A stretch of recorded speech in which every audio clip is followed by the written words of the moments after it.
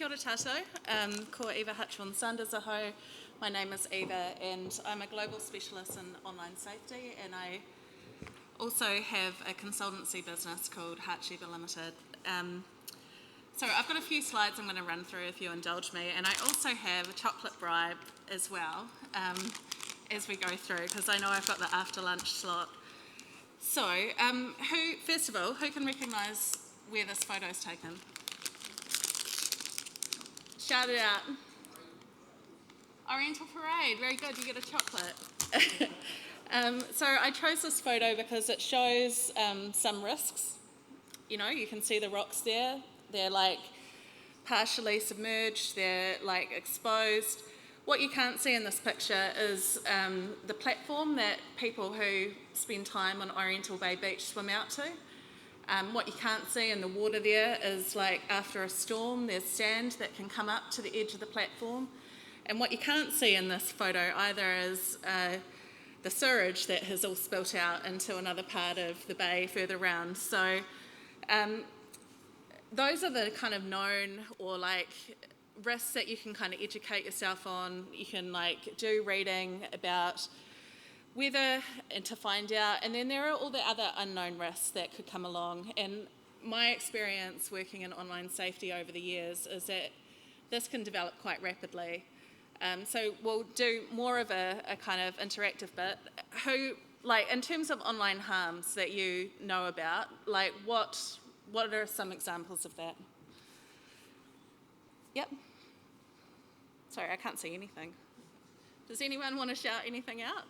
Or what was that, sorry?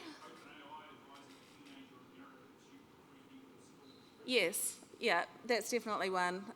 Yeah, you've seen OpenAI do a few things that weren't the intended purpose, including like encouraging suicide or giving people ideas about how to make weapons, different things like that.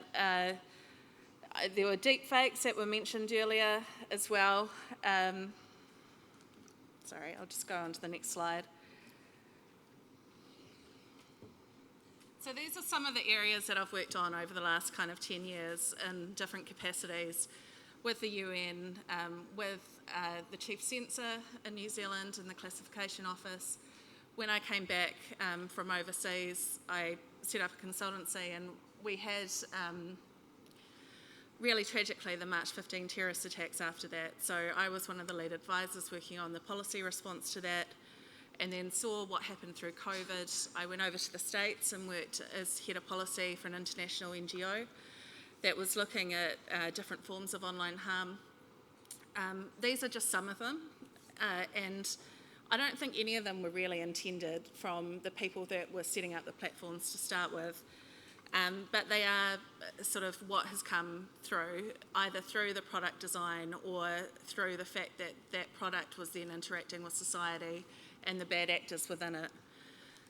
Does everyone know everything on this? Or are there some new terms?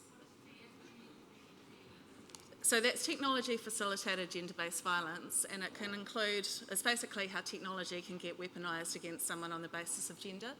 So deepfakes is an example of that, but it could also be sextortion. It could be like used for, like, someone could reveal personal information about you, or doxing would be another example of that. And CSAM is child sexual abuse material.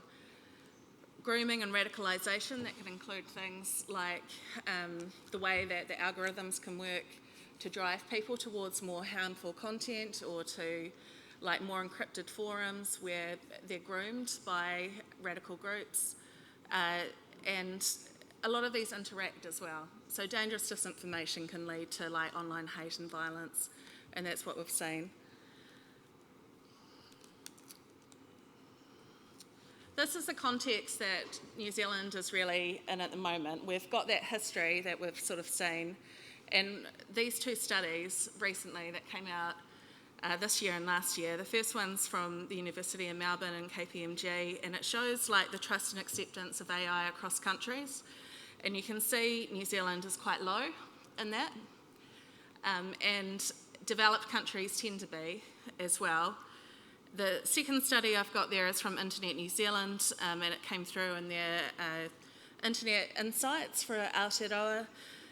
And you can see that 68% of New Zealanders are concerned, or are very concerned, about AI being used to produce harmful content, 65% for it being used for malicious purposes, and 64% are concerned about insufficient regulation or law governing the development of AI.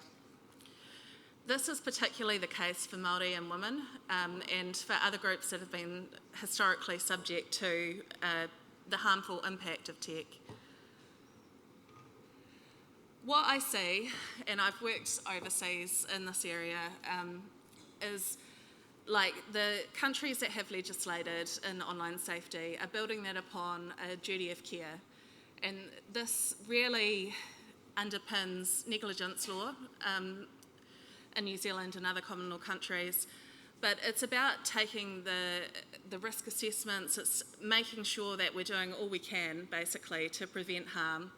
And in New Zealand, we don't have an AI Act, and those other laws that were referred to earlier in that excellent presentation and the common law are going to sit there, and each organisation is going to be individually open to liability through that.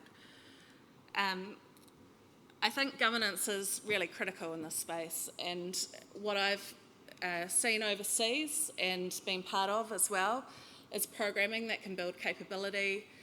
I did some work with UNFPA, the Population Fund, looking at tech-facilitated gender-based violence and programming that the World Bank could adopt and that countries in Asia Pacific could adopt.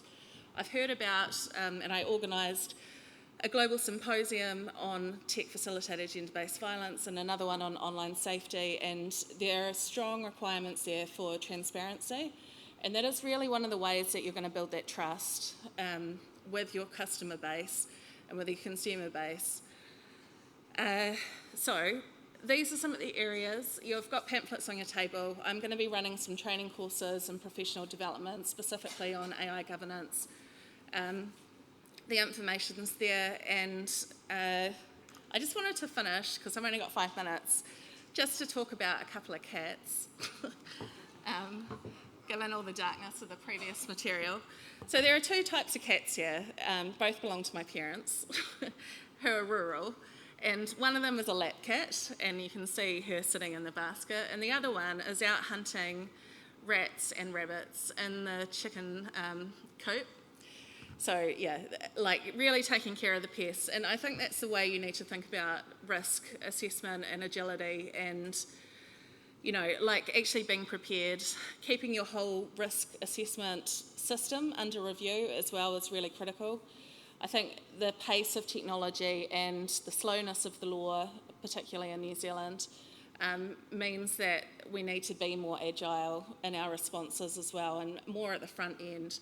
So the safety by design is really critical, but so is the risk assessments. So I just want to emphasise that. The other thing, just before I disappear, is there is work that's been done, and I've done this in a voluntary capacity, in pushing for platform regulation in New Zealand. And some of you will be aware there was the Children Safety Select Committee inquiry that just happened, and that report came out with recommendations and some bipartisan support about the type of regulation we need in New Zealand to bring us up to par with the EU and the UK in terms of transparency and accountability requirements. There was a debate on that a couple of days ago in Parliament, and like both major parties are supporting an independent regulator, so I think we can expect to see that coming. And I would expect to see more in terms of the accountability, independent audits, transparency requirements as well. So this is the details for the course. Let me know if you've got any questions. Come and chat to me afterwards. And those who earn chocolate should come see me too. Cool.